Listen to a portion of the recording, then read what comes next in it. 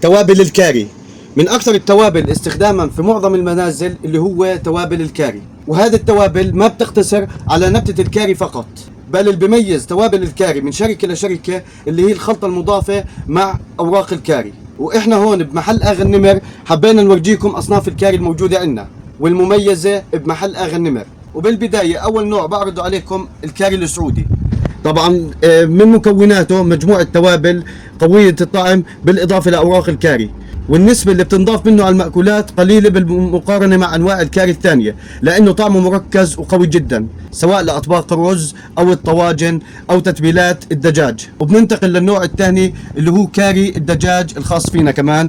هو عبارة عن مجموعة مكونات أيضا مميزة، وفي فرق بينها وبين الكاري السعودي. طبعا طعمه كتير مميز لخلطات الدجاج بالكاري، لصواني البطاطا، وبالإضافة في ناس كتير بيضيفوه مع البشار وبيضيفوه على الطواجن والأسماك وكمان أكلة القدرة. وطبعا كتير زباين جربوا منتجاتنا، وأنا بعرض لكم إياها للناس اللي لسه ما جربت تيجي تشرفنا بمحل آغا النمر وتجرب منتجاتنا وبالأخص الكاري.